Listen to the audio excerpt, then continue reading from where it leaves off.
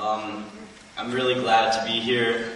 I've had the great opportunity to talk to so many of you, and I'm so glad to see so many new faces here, so many new people that are just joining us now. Really glad to see that. I could talk all night, literally, about all the stuff that's going wrong in our country and in the occupation. But there are two main concepts that I want to address, two main misconceptions, misunderstandings that are aroused with this movement, especially among those who aren't as well acquainted with us. The first being our message, or our meaning, what we're trying to accomplish. The second being what we are, who we are, and just some sort of generality that defines us. First, the message. I can understand the frustration of others who don't really realize what we're about, to try and find out what we're about when they're looking in the third-person perspective. When to really see what we're fighting for, they have to be in the first person. We're fighting for them, we're fighting for ourselves, we're fighting for the 99%. That's what we're fighting for. The other thing is that I don't believe it's my observation, it's, my understanding, my belief that we don't have a common goal, we don't have, a common, there's no one law, amendment, bill, act that can be passed that can fix the problem in the economy.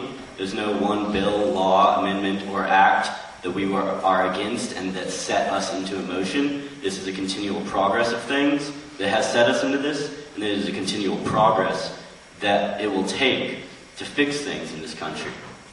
Now, what we have is a common desire to change, a common desire to be heard, no matter what we're saying, because we're not all saying the same thing, and that's what makes us great. The second thing that I'd like to address is what we are and who we are.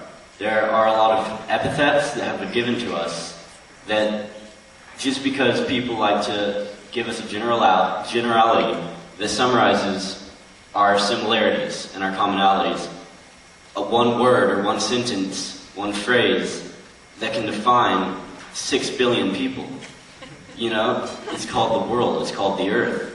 And I can understand we're trying to go anything past that. Any other name for us is kind of hard, and there's going to be a lot of misunderstanding.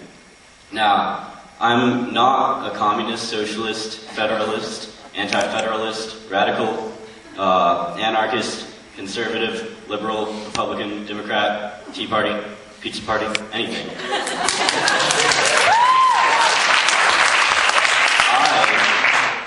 I'm a reform capitalist. I don't hate America. Nobody really here hates America. We love this country. We're working for America. We're not working against it. We're just trying to rebuild it. We're trying to fix it because it's quite obvious that it's broken, and we're just trying to better our country, not tear it down. And that's one of the largest misunderstandings. Not to say that I don't love anarchist, socialist, federalist, everything. I love them, I respect them, I understand them. If I didn't, I wouldn't be standing here. They're also great, and our diversity is really what makes us powerful. It's not a diversity of race or gender or age or sexual preference. It's a diversity of knowledge, of opinion, of just general viewpoints and wisdom about everything that's going on. And it's that diversity which really brings us together and really makes us powerful. So, a lot of the people who I've talked with who are in opposition to us say that our founding fathers must be dying in their graves. I find that is completely incorrect. Thinking of James Madison, for example, a Federalist, we are pretty much exactly in the image that he and tons of others had in plan for this country. Sort of. In Federalist papers, essays that he made in the move to get the Constitution ratified in this country, in the very beginning and founding of this country, Federalist 51, for example, he quotes us, the 99%, being the fountain of authority. We are the fountain of authority. Looking at John Locke's essays about government. He says that the government is created for the people, by the people, at the consent of the governed.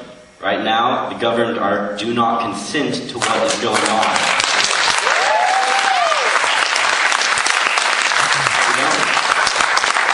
Government is formed when people want to come together for the greater good, and the greater good is the 99%, and that's not being recognized. So, I just like to make it clear, we are all different, and that is amazing, and that's what makes us powerful, and that's what unifies us, solidifies us, and I just love everything that's going on, all of you, for everything that you are. And we are not one thing, but everything. Thank you.